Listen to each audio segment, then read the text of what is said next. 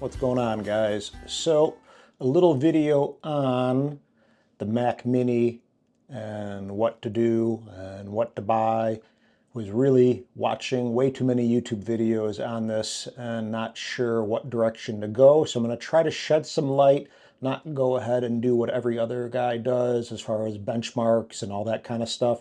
Because to me that means something, but it doesn't really mean a whole hell of a lot because I'm not that guy. I just want to use the computer, edit, make money, work, fly drones, and that kind of fun stuff, and not be too geeked out. Let them do it. They're going to do a better job, a better video. But this is real world input based on me getting not the base model, but the Mac Mini M4 Pro with 24 gigs of RAM, a 2 terabyte hard drive, the upgraded CPU, 20 core, blah, blah, blah. So the only thing I didn't do is get more memory, which I'm going to go ahead and talk about, and I'm going to go ahead and exchange this Mac Mini over here behind the plant for 64 gig.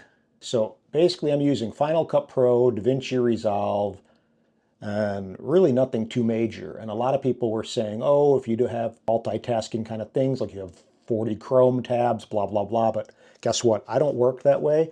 I keep minimal stuff open. So say I open Final Cut Pro, I have my timeline open, and I was watching Activity Monitor, and I was also seeing, based on what other YouTube guys were saying, who are probably way more knowledgeable than I am, to keep Activity Monitor open, sit with your computer, and if you're reaching that threshold amount of memory, then you probably need more. So that's what I was looking at. So if you see right here, boom, this is where I was at. I was reaching 21 to 23 gigabytes of memory being used with just basically adding a transition that would maybe was a more intensive kind of transition, or this neat denoiser thing, which really seemed to wreak havoc on my system, which I just uninstalled. But that was really taxing the memory and the computer, and the fans were running on high and all that kind of stuff. So even though this is a maxed out Mini M4 Pro, I still felt like I was on not that fast of a computer. So there's that. So I don't know, the base model Mini, I'm sure is a great value, but at the same time, I spent $2,300 on this guy, the Mini M4 Pro with the 2 terabyte and the 24 gigs of memory and the upgraded CPU, blah, blah, blah. And it still didn't feel blazingly quick when I was just doing relatively simple edits. So with that being said, yeah, I don't know. I would definitely opt to spend more money on the memory. Why not? You can't go ahead and upgrade it later. So I would definitely get, even as someone editing relatively simple videos with 4K footage, get a minimum of 48 gigabytes of RAM, or go and just spend another 200 bucks for the 64 gigabytes. So that's my opinion so far. I'm going to have to go ahead and return this thing and then buy another one, which is kind of a pain. I'm backing it up with Time Machine. I'm not even sure, I never used Time Machine, but I'm hoping I don't have to go ahead and install all my software and plugins again. If you guys know about that, let me know. If you guys use Time Machine, let me know if it will actually put everything back into place perfectly, or if I'm going to go ahead and be better off manually installing everything again to not have any issues. So, but as you see, this is one example, and then this is another example of where my memory was kind of at, with the neat video taking a big chunk of it, so I uninstalled that, and then Final Cut Pro. But if you see right now, let me try to keep this thing open, or this is the screenshot. If I go ahead and just run a video, you see the memory being used is 16. Let me go ahead and throw a transition in there, and we'll see what happens. Let's see what we have.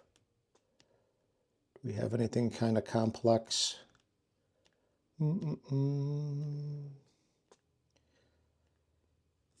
Let me see, zoom.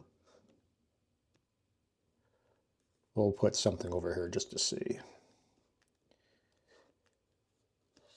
Boom, throw that in the timeline, and you see it's still not rendered, by these little dots. We'll let it play, see where our memory is, 13, 20.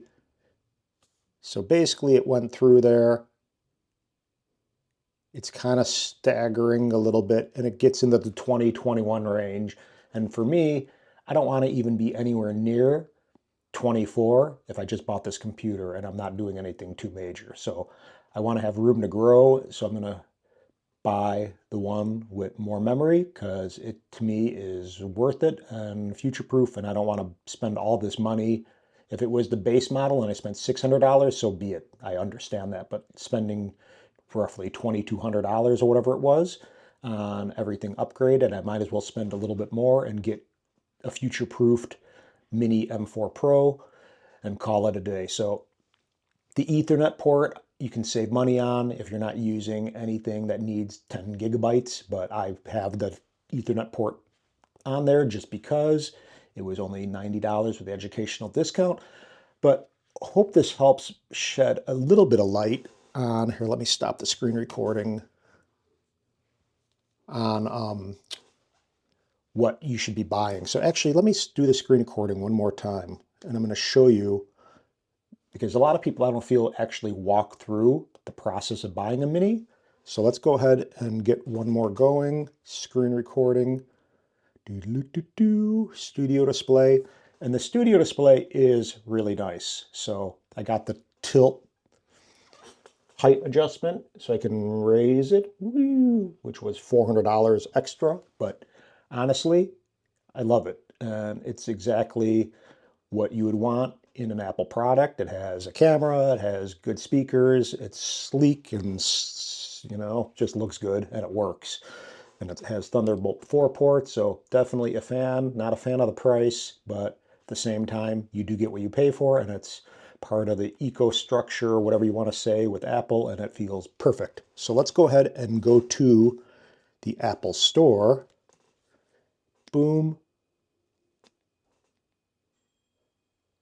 And we're going to go and just look at the different specs. So let's go ahead and go to the store, Mac Mini.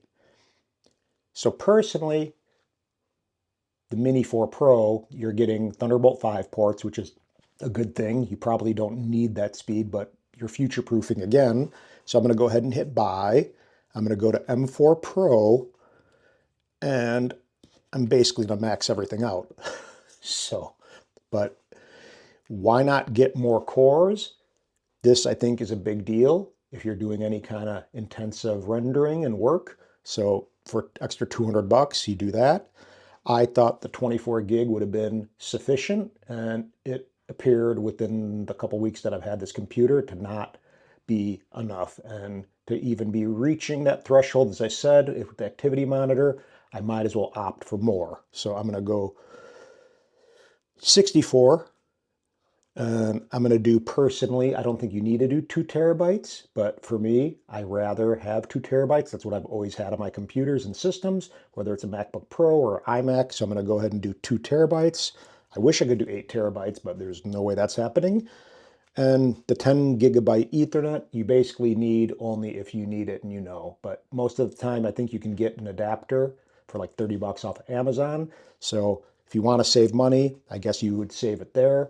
But I have gig service, fiber optic, so this regular gigabyte Ethernet can handle that, but it can't handle anything more. So for $100, if you want a future-proof, so be it, that's your call. But just know, I wouldn't personally, I know a lot of people say put your everything on external drives, but I would do a minimum of 1 terabyte, maximum of 2 terabytes based on your budget. If you want to do more and you have the money to burn, I guess you could do 8 terabytes or something, but I doubt most people will actually do that. So to me, this is the setup. Definitely go for the M4 Pro if you're actually a professional and making money with this and doing anything relatively serious for business. And then minimum 48 gigabytes, maximum 64. So I wouldn't even do the 24. That's me. It would probably be sufficient if you were doing very minimal, but if you're doing very minimal, then you'd probably be buying the base model Mac Mini to begin with. So go 48 if you're serious, and go 64 if you really want to make sure you don't run into any kind of bottleneck. And then again, the storage, 1 terabyte to me is minimum, and 2 terabyte probably is maximum for cost efficiency. And then the gigabyte thing, that's up to you, not a big deal either way. If you have peace of mind buying it, it's another $100, 90 bucks if you have the educational discount. And with that being said, that's it. So this is the setup, studio display, nano texture, some LG monitor that's super wide that I got from my business when I left the company, and some plants, a little desk off of Amazon, which was like $140, Rode mic, blah, blah, blah. So as you see, pretty minimal setup. I got a Thunderbolt hub, 3 dock or whatever it is, and that's about it. So let me know in the comments below what you guys are going for, but I can't imagine the base model being that great. It probably is bang for buck, but if you're actually doing this relatively seriously, I would definitely buy something that is more powerful. So with DaVinci Resolve or Final Cut Pro, if you're wanting to kind of have a fast workflow, spend a little extra money and know that it's an investment, and hopefully you can make that back in one job. So with that being said, subscribe if you haven't. This is normally more about drones, but sometimes I talk tech, and I figured there was a lot of videos on this computer, and I just recently sold a 27-inch i7 iMac, which I loved. I wish they would make an M4Pro chip in a 27 or 30-inch iMac, but they haven't yet. Hopefully they will bring back a larger iMac one day. But for now, this is the setup. We'll see what happens, and take care. Subscribe, hit the like button, it helps, and leave a comment below. Bye.